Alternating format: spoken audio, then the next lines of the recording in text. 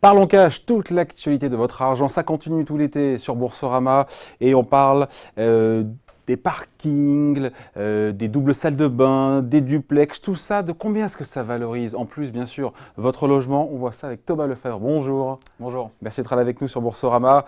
Je rappelle votre titre, directeur Data Science donc chez Meilleur Agent.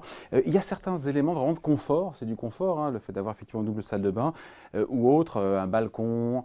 Ça apporte vraiment, on peut valoriser, ça a un impact significatif sur le prix au mètre carré pour un logement? Oui, tout à fait. Alors, le premier effet sur le prix, c'est évidemment sa localisation. Ça, on est... L'emplacement, on le sait. Évidemment, c'est l'emplacement. Mais après, si vous prenez le même bien, situé à la même adresse, et que vous regardez différentes caractéristiques, typiquement, vous prenez un même bien de 100 mètres carrés, vous lui rajoutez une salle de bain, ça va valoriser son prix de 4%.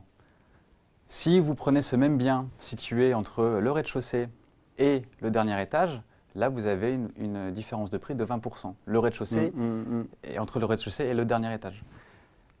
Et sinon, c'est intéressant parce qu'il y a aussi, d'ailleurs, on aurait pu dire l'année de construction.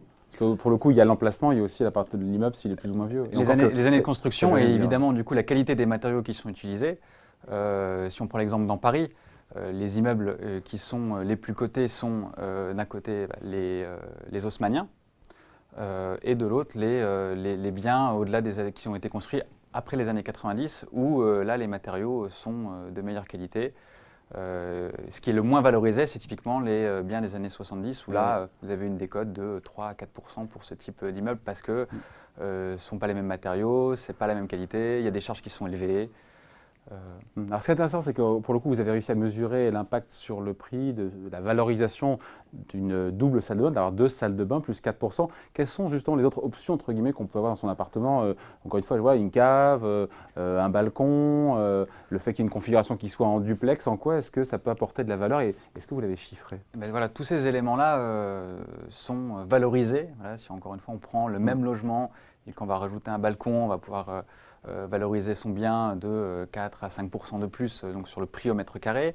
Un parking, c'est à peu près du même ordre de grandeur. 4% aussi. Exactement. Le duplex à Paris est quelque chose qui est très valorisé. Si vous prenez encore une fois un appartement de 100 mètres carrés dans un même immeuble, il sera valorisé 10% de plus au mètre carré si c'est un duplex ou s'il était de plein pied.